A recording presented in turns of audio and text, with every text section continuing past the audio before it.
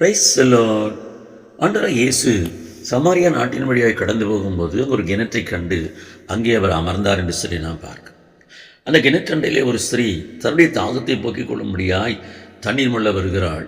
அவரிடத்தில் இயேசு தாகத்துக்கு தாய்ந்து கேட்கிறதை இந்த வசனம் நமக்கு வெளிப்படுத்துகிறதாக இருக்கு. பிரியமானவர்களே, ஆண்டவர் அவருக்குள் இருக்கிற தாகத்தை போக்குகிறதுக்காக அங்கே அவளை சந்தித்து முதலாவது தன் தாகத்தை போக்கும்படியாக அவரிடத்தில் தாகத்துக்கு தாய்ந்து கேட்கிறதை நம்மால் அறிந்து கொள்ள முடிகிறது.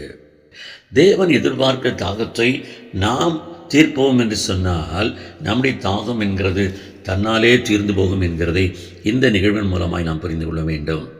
அவளுக்குள்ளே இருந்த தாகம் என்கிறது பெரிதான காரியம். அதை ஒருவராலும் நிறைவேற்ற முடியாத ஒரு தாகமாக இருந்தது. ஆனால் இயேசுவின் தாகத்தை அவள் எப்போது நிறைவாக்கினாலோ அப்போதே அவளுடைய தாகம் நீங்கினது. ஒரு பெரிய சமாதானம் உண்டானது. என அன்பார்ந்தவர்களே, தேவனை அறிகிற அறிவிலை நாள்தோறும் நாம் வளர்ந்து அந்த அறிவின்படி வாழ்கிற ஒரு வாழ்க்கையை நாம் அமைத்துக் கொள்வோம் என்று சொன்னால் நம்முடைய வாழ்க்கையின் தாகங்கள் எல்லாவற்றையும் கர்த்தர் நீக்கி நம்மை நிறைவாய் நடத்துவார். கர்த்தர் நம்முடைய வசனங்களை ஆசீர்வதிப்பாராக. ஆமென்.